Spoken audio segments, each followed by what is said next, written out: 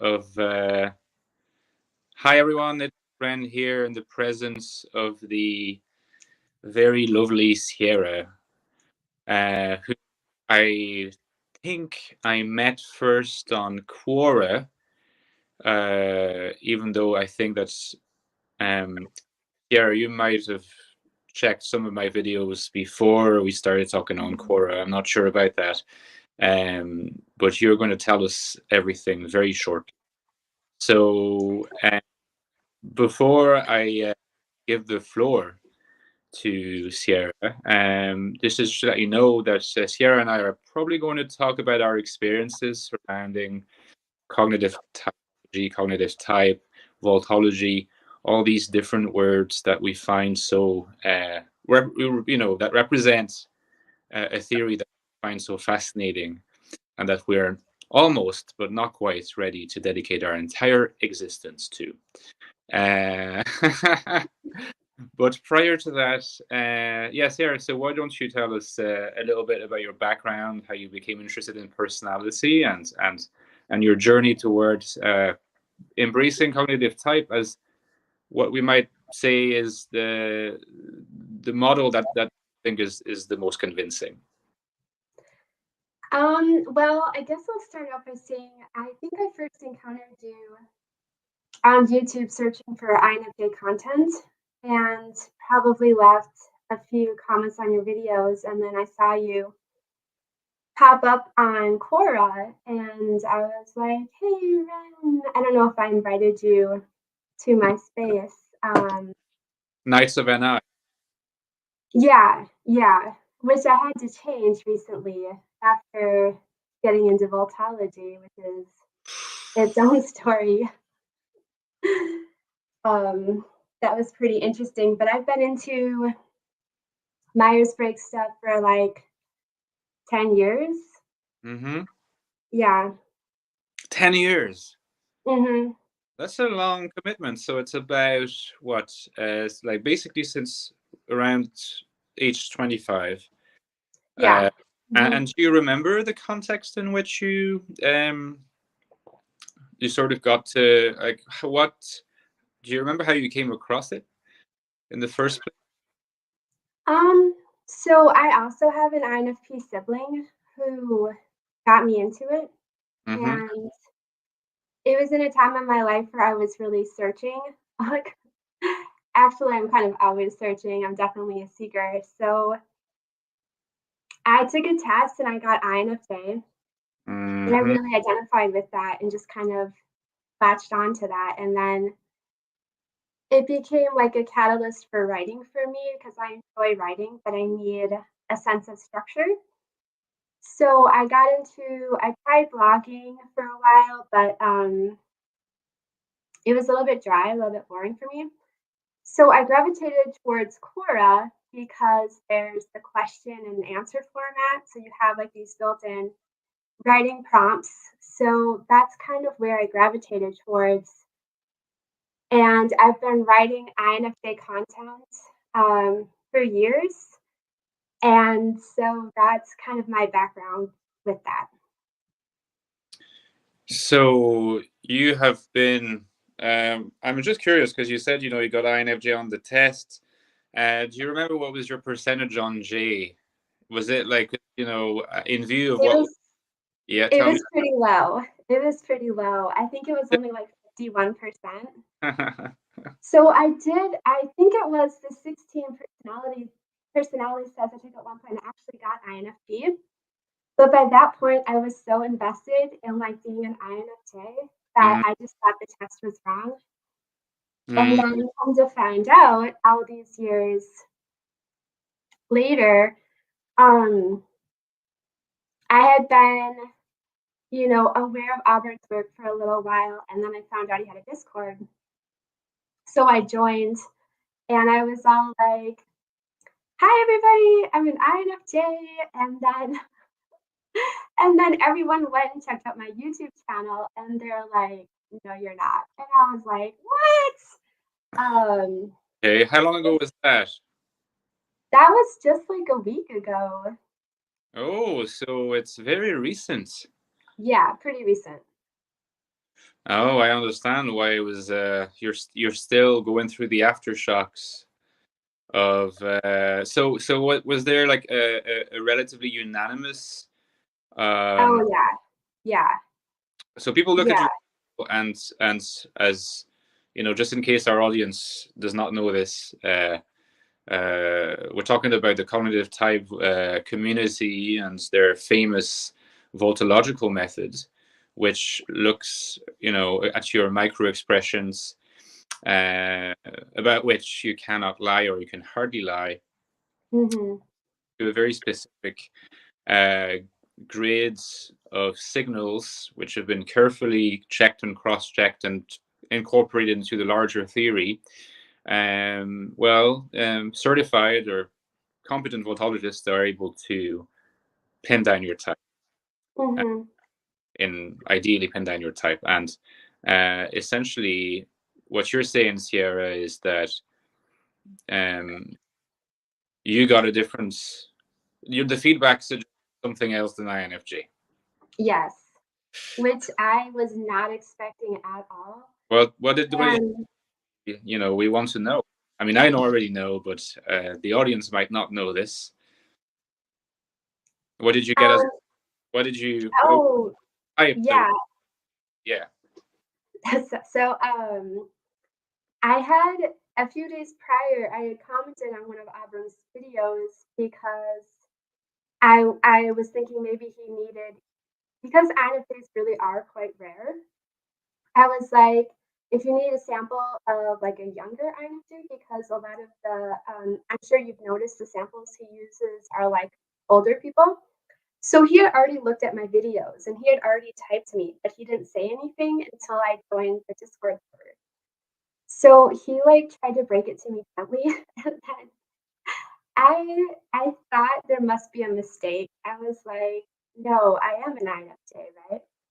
And No then identity. Don't question it for me. Come yeah, on. yeah, it was like almost like getting dropped in another universe because I had thought of myself so strongly as an INFJ for so long that it was like almost like I couldn't even really consider not being an INFJ.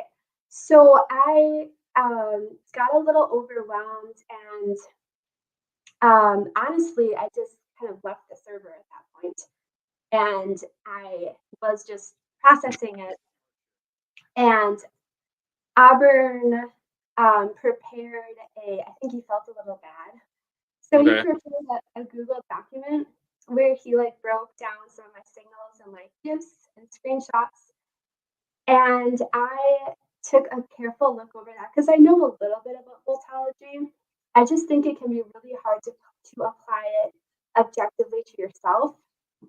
especially like I think that there is a psychological case to be made for the fact that we don't see things that we're not looking for, right? We just look to confirm what we already know.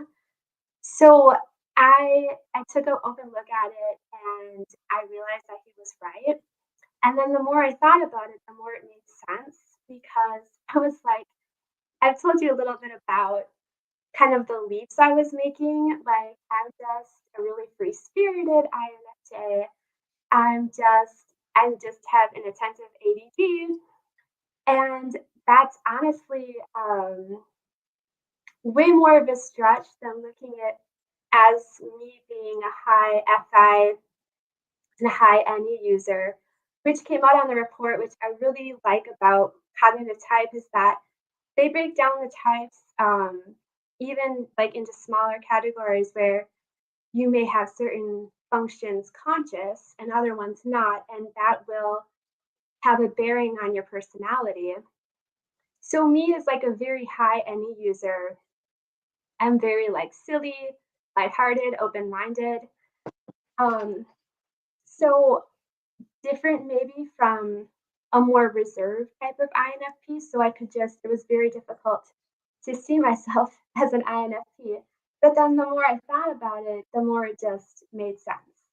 So, You say that um, you just identified there as a, let's say, a high NE user. mhm. Does that mean that in the reports that you got, that was emphasized that your any was very conscious. Yes. Yeah. Okay. So you'd be, if I understand correctly, because the nomenclature of cognitive type is something that I'm still becoming more familiar with, but you have obviously the type. So in your case, it would be unfortunately not NIFE, but FINE, and then the 2 bars and then the 2 dashes, right? 2 Or bars. Yeah. are those Yep. your only conscious functions? Apparently, is that the kind of, because I've noticed there are people that have 3 bars, maybe even 4 for some of them, where all the functions are conscious.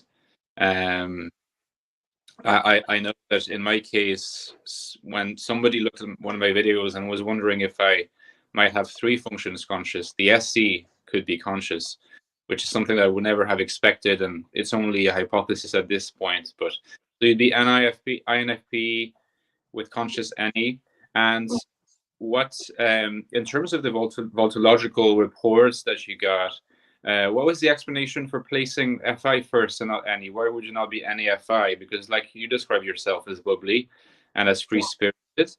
So was that because in your, let's say, in your micro expressive signals, FI was the dominant one?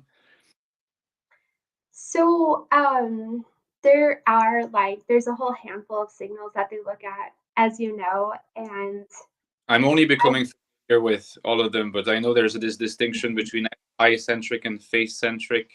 yeah. How do you distinguish dominant judgers from dominant perceivers? So I guess one thing that someone did say to me, because I thought if you're a J lead in general, you're more like rigid. And I'm like, I don't feel like a rigid person, either in my posture or my psychology.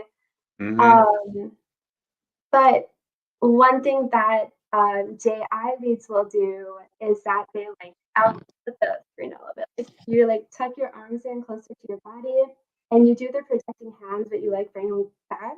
Oh So yeah, I yeah. just do a lot of like this, and it's other signals like the voice, like having like a light, airy voice is very Sealy FI. Okay. And yeah, so I struggled with that for a long. I was like, I don't feel like a JI lead. I think I identify more psychologically with any. Mm-hmm. But the more I thought about it, the more I'm like, yeah, I guess it makes sense. I feel like the way I relate to the world, I'm using a lot more NE and TE, but then I have to retreat and process through my emotions and my thoughts and all that. Yeah. So, Okay. Yeah. Okay. No, that's interesting. And in terms of the credibility that you're giving to cognitive typology, which is, after all, I mean, from a certain perspective, it is the model that has, uh, as it were, it has asserted a drastic reinterpretation of your self-perception in terms of your type. So it's mhm, a thing, and it's something that a lot of people will be inclined to reject if they're very attached to your type, if they connect their identity to their type. I mean, for you, I mean, you said earlier it's been like almost 10 years of identifying as an INFJ, so that's not yeah. far from insignificant. Um, so why do you think that instead of rejecting the interpretation, or at least casting doubt on the interpretation, why do you give so much credibility to cognitive type? I mean, I'm asking this question because I'm Mhm, about it. I like that model. I made no secret of it in one of my recent videos, but I'm just wondering what is it about it that you believe in so much, and that you're willing to say yes, you are most likely correct. I am not an INFJ. What yeah. about it? What does it? What is it? What attracts you so much to it? Um, well, I'm not the most like technical, scientifically minded person, but I can appreciate the work. Like I know Auburn at CT has been at this for a really long time, Hmm. How long and how long have you been aware of Auburn and his work, roughly speaking? um, Gosh, I think, since the time I first found out about Vultology in general, and then kind of like through an interesting course of events, found my way to Auburn stuff. It's probably been like 8 months, and I was instantly fascinated. And the people in my life who I was almost certain were a certain type, like I saw it bearing out in real time. So I Mm, already had put a lot of stock into the research that he's done. And, Auburn is a very technical person, and I do mm. respect that. Um, so I did have a very high degree of faith in it. And I also try to be open minded. And I think the INFJ thing, it wasn't, I mean, it definitely was like a huge part of my identity because I identified with it. But Mm-hmm. also, I guess because I am an FI Dom, I really value authenticity. So I'm like, well, um, Yeah, I if, get if yeah, if I am using it. FI and ME, and I mean, I really took a hard look at it because it was such a huge perception shift and change for me. I wasn't going to do it all willy nilly, but I did see what he was saying. And once I was sure myself, I was very willing to embrace it. And I was actually excited about it. So I'm like, this actually makes so much more sense, right? Mm. Like, I think a lot of us, we're just trying to, part of life is gaining a better understanding of ourselves. And that's what's really exciting to me about Voltology, understanding maybe why we think or act the way we do, and understanding the people around us, the people we care about, and just people at large. And I think that Voltology and CT, it's the most compelling, interesting thing right now. And I do like the fact that he is collecting data. So much of this is subjective, but I see him making a real concentrated effort to make this as sound as he can. Well, I mean, I'm glad that you mentioned it because, I mean, this last point that you made, because I think it's partly what attracts me to the model as well. Like, I don't know if you would agree with me on this, but um, there is the model, and it's there's lots of impressive things about the model. Its ambition, its level of detail, how thought through it is, um, how it has a concrete application, which seems to be based on more objective criteria than we come across in other models.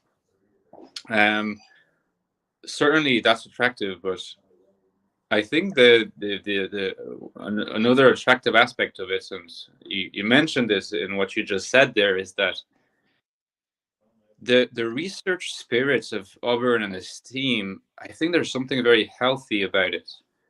You know, Hmm. I don't know if you've ever come across like other type communities, but like it's not so common to come across like teams with a research spirit that really is a research spirit. In other words, that's a truly scientific research spirit. I think in current conceptions of science, as you know, I have a bit of an interest in philosophy.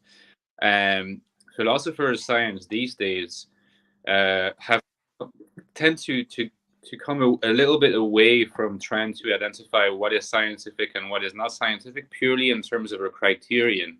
We used to have what's called the criterion of demarcation. That's it's supposed to be the one criterion that would demarcate a scientific theory from a non-scientific theory. And for a long time, the dominant criterion was what's called falsification. I mentioned that in one of my videos where basically the criterion says if a theory can be falsified, then it's scientific. If it cannot be falsified, it's pseudoscientific.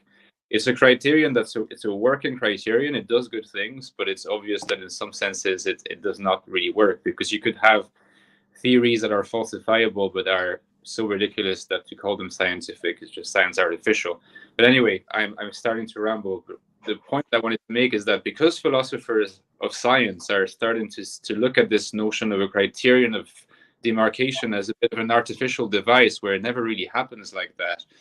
There is more and more consensus, I think, among philosophers of science that a great part of what distinguishes a scientific enterprise as opposed to a non-scientific one is actually the sociology and the behavior of the practitioners.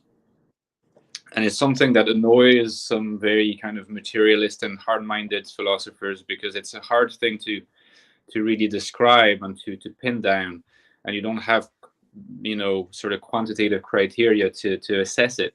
But I just find that the spirit of openness, debate, and this constant work in progress that seems to define CT is very attractive. I'm only starting to understand, like, because I'm relatively new to CT, I'm starting to understand that basically, like, Model 2 is something that will come out at some point.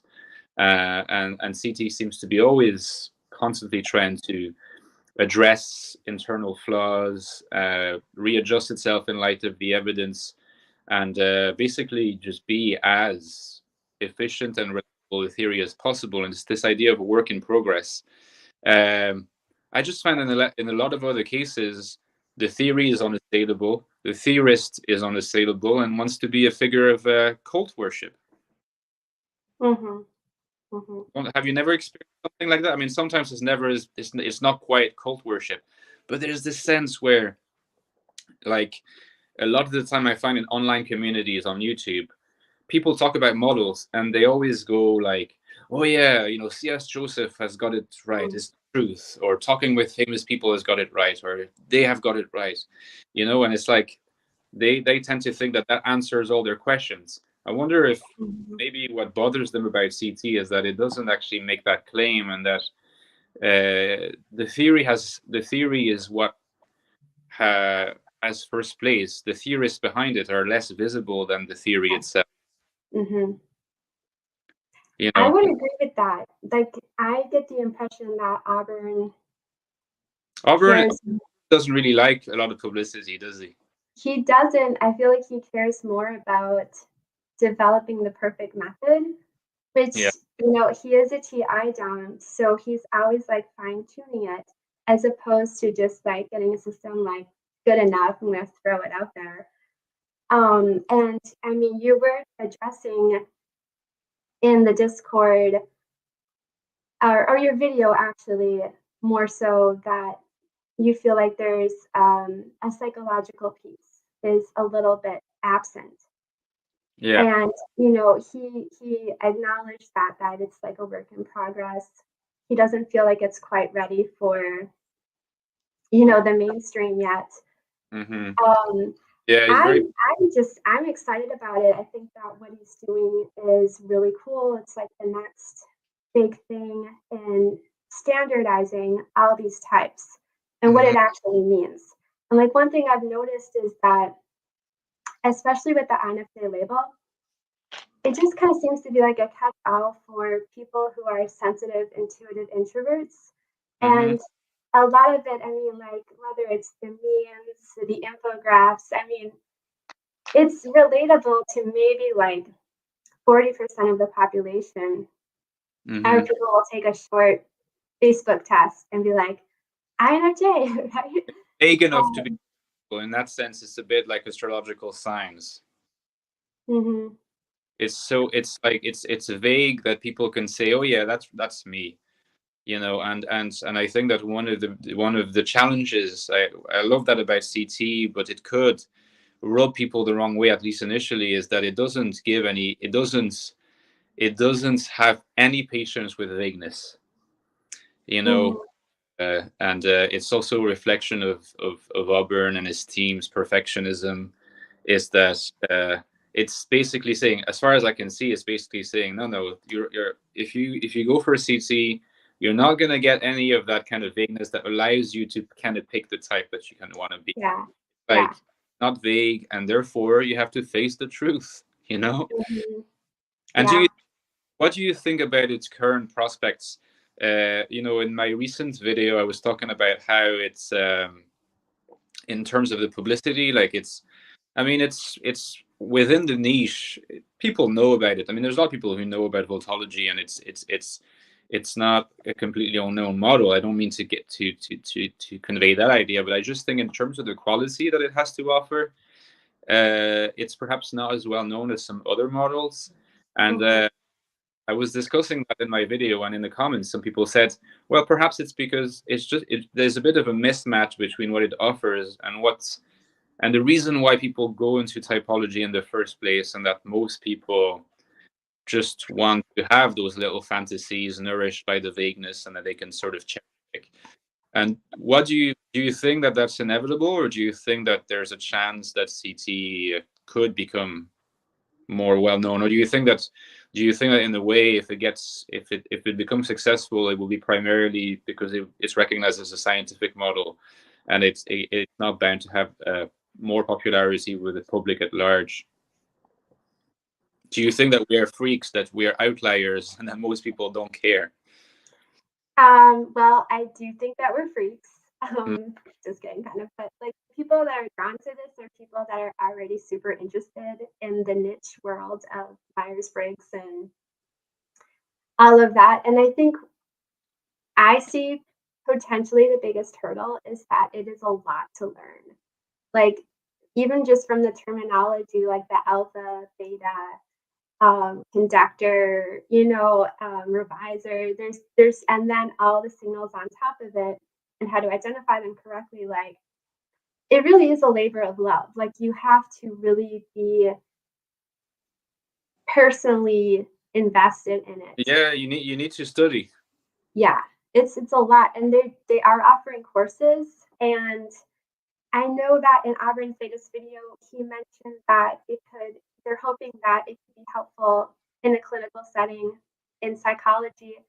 And I could definitely see that if, as they continue to like standardize how to accurately at least identify what functions people are using, Hmm. theoretically, you could standardize treatment of, well, if you're maybe a high FE user, you might get more meaning out of life in a community setting, like volunteer work, like something like that. Um, I'm just learning it because it's super interesting to me. That's, I just think it's really cool. So I don't know. What about you?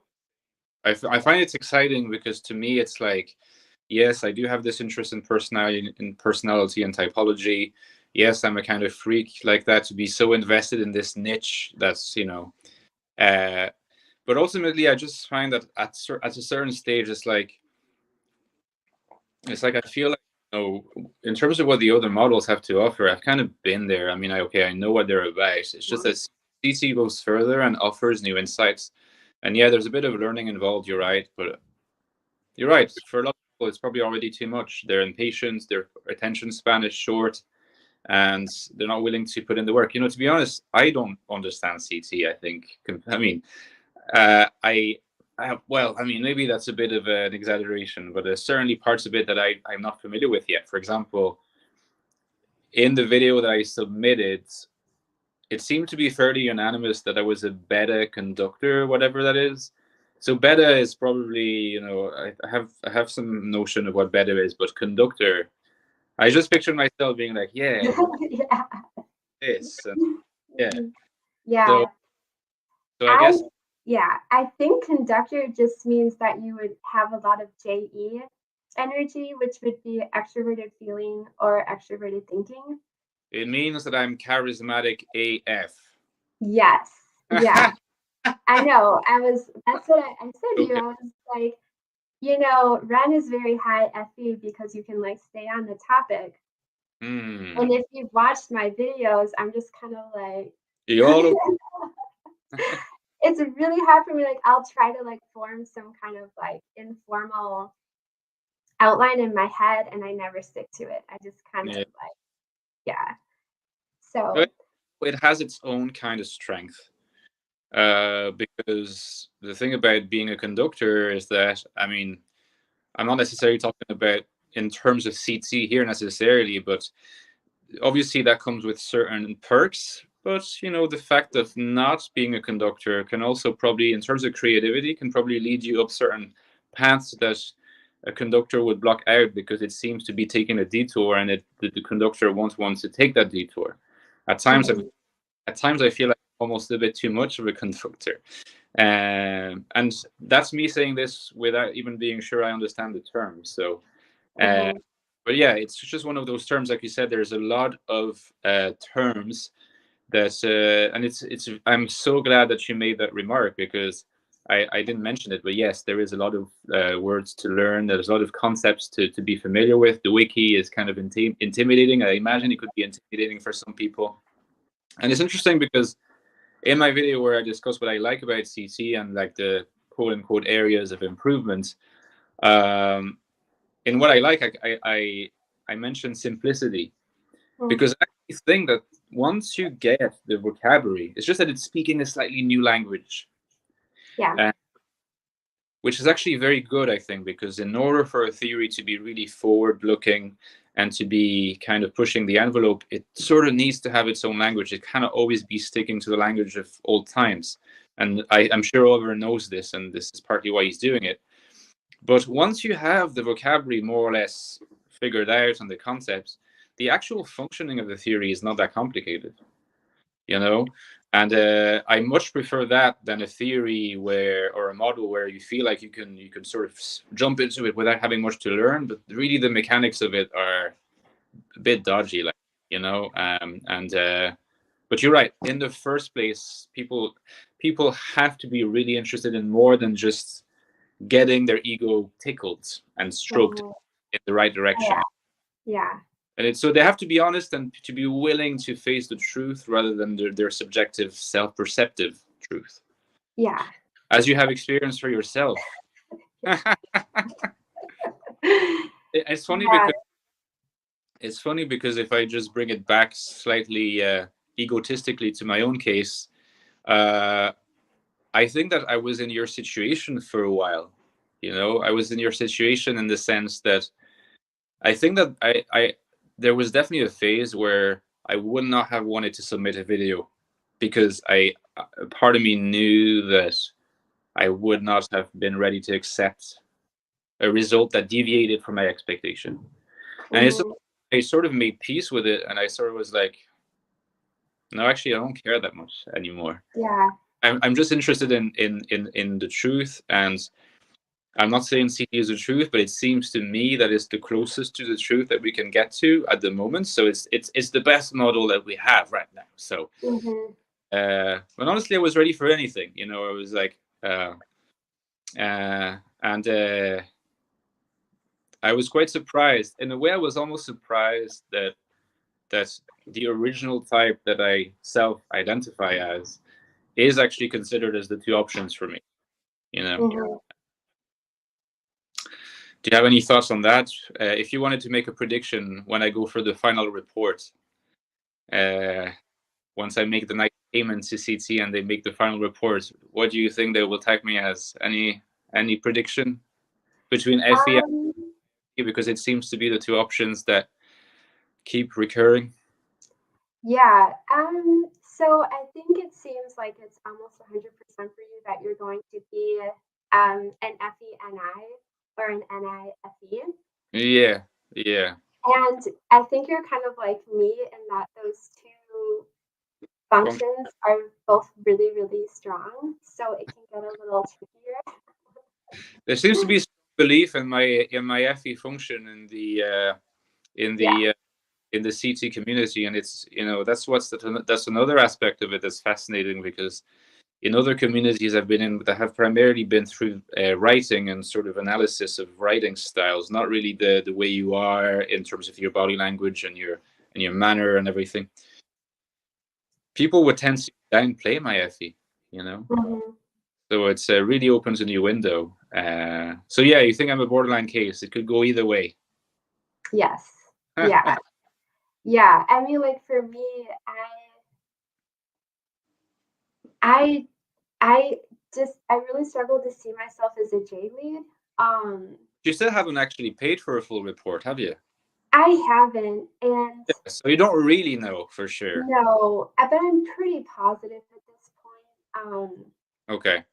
that I'm, an extra quirky. INFP. Yeah, This I'm probably pretty doesn't help. sure. This probably doesn't help, but I have a couple INFP friends that would be like that. Oh, really? Yeah, Yeah. yeah. INFPs are not at all necessarily like the common literature describes them. You know, they can be fairly like you, basically. Yeah, so I was going to back when I was still like everything was so like in flux for me. I was going to do an official video and submit it for an official report, but I just felt like by that point I was too self-conscious of my own body language. Mm, Um, because once you know too much, you can overthink it, right? Especially if you know what they're going to be looking for. yeah, you So I can act I naturally. Yeah, you can act unnaturally and awkwardly, and it would I do not. that well. Mm, Yeah, yeah. So I think the best way to get an accurate result is to make a video in a setting where you feel most comfortable. yeah. And like for me, that would be by myself, because otherwise I tend to mirror other people's energy too much. Okay. Um, yeah. So I know like there's a lot of people that are curious about it, and there are maybe we can link below. There's a website that has guidelines for how to do a good video for typing, and you can submit it. I think the cost is like $50 or $60. But you get like a detailed analysis from someone who is certified. So Yeah. I mean, it's worth. I think that I might I might do it. I have a feeling I will do it at some point. It's true that at the moment I'm sort of like, oh well, my type's been pinned down to two possibilities. So at the moment I'm satisfied with that because it's like it's already sort of it's sort of like put aside a lot of other possibilities. So I feel like I'm closer to truth. yeah, There'll be a point where there's once again some tension and I need to get rid of one of the two, but at the moment it's I'm it's not. keeping you up at night. No, yeah. I think I will do it at some point, and Mhm.